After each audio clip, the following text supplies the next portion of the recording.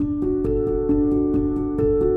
got to wonder what we could do to reach people who might have spiritual questions but would not necessarily come to our church. Aniana is a town of about 62 or 400 people, and through the use of Mission Insight and other things, we determined that probably generously every Sunday no more than about 2,500 people were in church. We decided to start something like this coffee house ministry that would enable people who had spiritual questions and spiritual needs to come and have a place to, in a non-threatening way, express their desire to have a relationship with God, or just to be in a friendly environment where they could develop a relationship. Celebrate Recovery is a Christian 12-step program. It has Bible verses that goes with them to help you kind of make the connections between them. I think people come because they're desperate for help and they don't know what to do. I'm really concerned about the drug problem. I have become, as time gone by, to realize how much it doesn't matter what community you're in, it's just everywhere.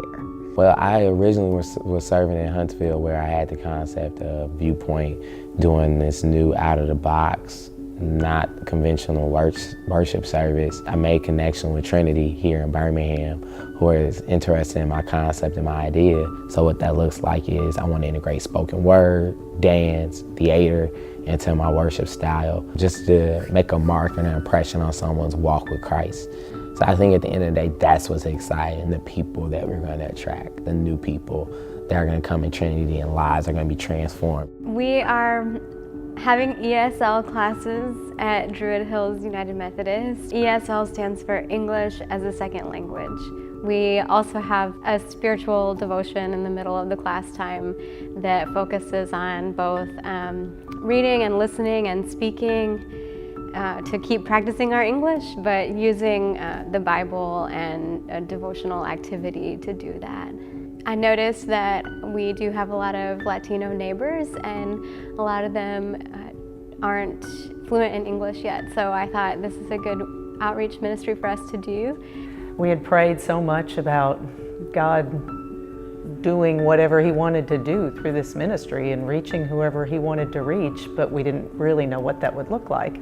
And then the first night we had probably 25 people come and just visit with us. And then they came back the next week, and they came back the next week.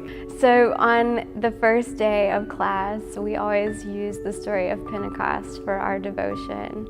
And I talk about how the Holy Spirit gave birth to the church by teaching us how to communicate with each other and bringing people together who previously didn't speak or understand the same languages, and helping them to break down that barrier of language to form relationships that would build up the church. Every time that we come into class, I really think about that birth of the church and how exciting it is to see the Holy Spirit working in our group.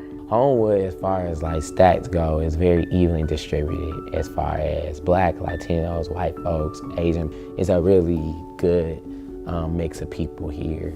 But Trinity doesn't reflect those demographics. And no fault of theirs, it's just tradition and different structures that worship literally is one of the most segregated systems that we still have today. But how do we answer that right now in 2018 when that question has to be answered, especially when we live in a very divisive society? And what I think is cool about the people here at Trinity is they yearn for this, they're thirsting for this.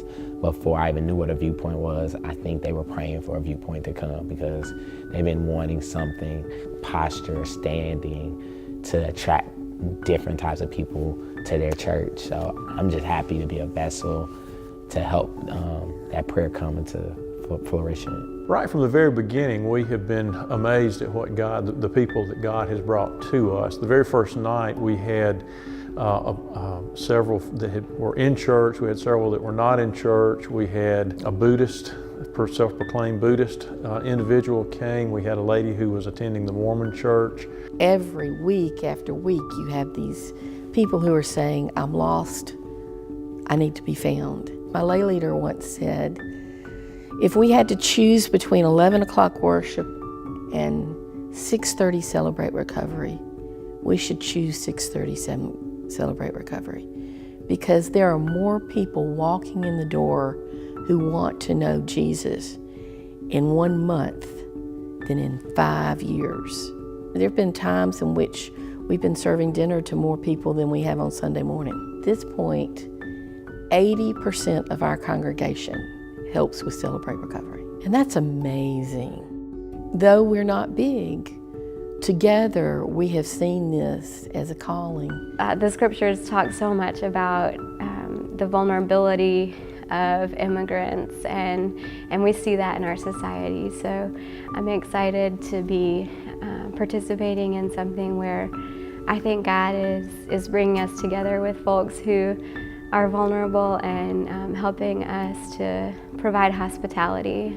The very first night, a family came and joined us, and it was a couple and their adult autistic son, and his name is Logan. They had recently moved to the area, and so they didn't know a lot of people, and so they've come back every single week. Logan's mom said, she said, "You have no idea what this has meant for our family and for Logan." She said, "He says you're his best friends." And I really think that's true in terms of the relationships that we've formed just by spending time with them. And that's how I think this thing is gonna work, really.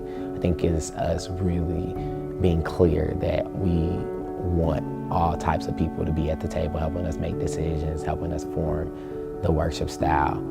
And however people see themselves as, I hope that we can make this place and create an environment where people feel radically accepted and affirmed. Many of the students who have come have a really strong Christian faith, and when we have our devotion in the middle of class and a little bit of conversation time with each other, everyone around the table really has a chance to feed one another with their faith and with the way that they see God working in their lives. We like to talk about the fact that it seems like there's a different miracle every week. We've had several people start coming to the church who go to Celebrate Recovery. We've baptized people, we've just welcomed them in different ways, but the Celebrate Recovery community also welcomes the more traditional congregation. That none of those matter, none of those differences matter, and that God is revealing Himself through that diversity and through